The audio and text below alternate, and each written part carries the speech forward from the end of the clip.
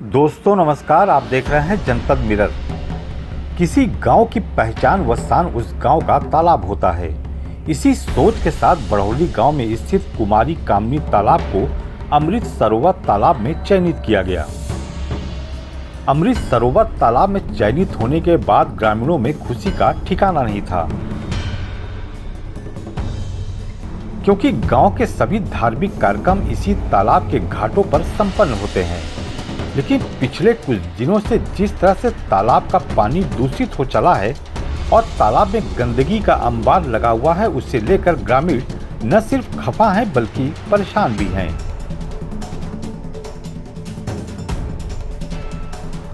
दरअसल गांव में रहने वाले कुछ लोग गौशाला खोलकर दूध का व्यापार करते हैं और पशुओं का सारा मलबा इसी तालाब में डाल दिया जाता है, जिसकी वजह से न सिर्फ तालाब का भीटा गोबर से पट गया है बल्कि तालाब का पानी भी पूरी तरह से दूषित हो गया है। आलम यह है कि अब तालाब का पानी सिर्फ गाय और भैंसों को नहलाने के लिए उपयोग में लाया जाता है। मंगलवार शाम एक भैंस की इसी तालाब में मौत हो गई, जिसके बाद पूरे गांव में हड़कंप मच गया।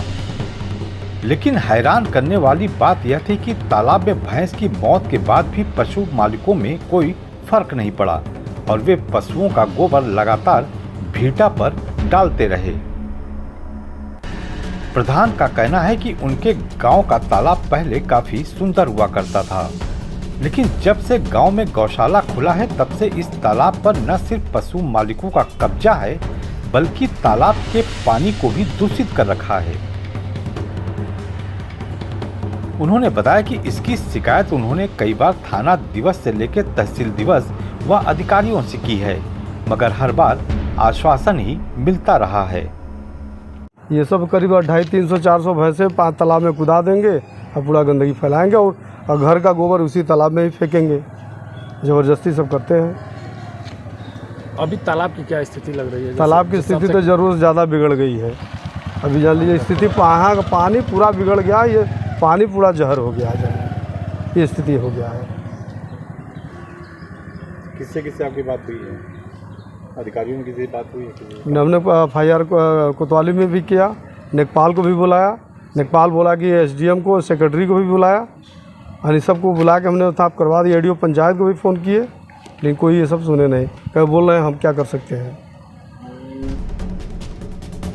वहीं स्थानीय लोगों ने बताया कि लोगों का गांव में रहना अब दुश्वार हो चला है, क्योंकि तालाब का पानी इस कदर दूषित हो गया है कि उसका स्रोत अब घरों के नलों तक पहुंच गया है और घरों में लगे नल भी अब दूषित पानी दे रहे हैं, जिसे पीने से बच्चे व बड़े बीमार हो रहे हैं।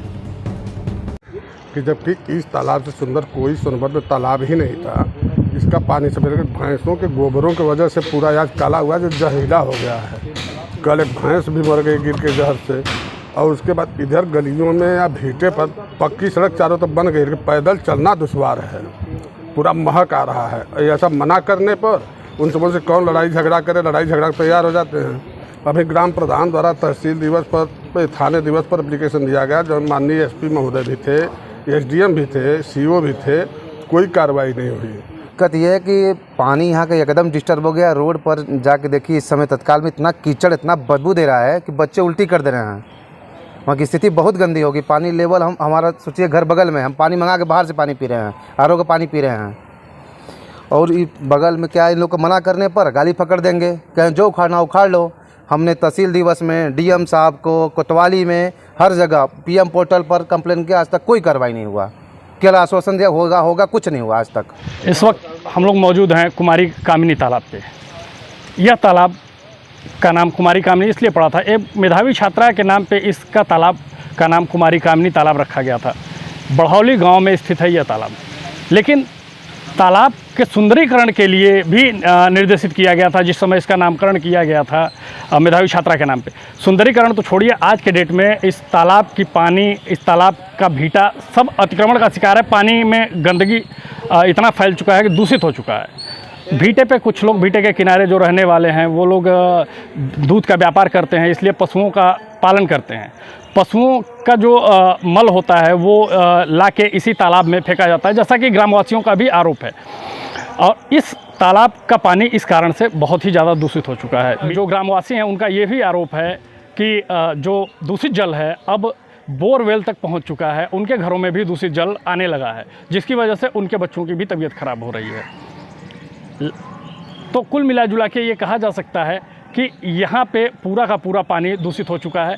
और यहाँ जो ग्रामवासी हैं इनका ये भी कहना है कि ये नीचे से लेके उच्च अधिकारियों तक सभी जगह अपनी दौड़ लगा चुके हैं, लेकिन कोई सुनवाई अब तक नहीं हुई है। मुख्यमंत्री पोर्टल से लेके प्रधानमंत्री पोर्टल पे भी इन लोगों ने अपनी शिकायत दर्ज कराई है, लेकिन इस पे भी कोई सुनवाई नहीं हुई है।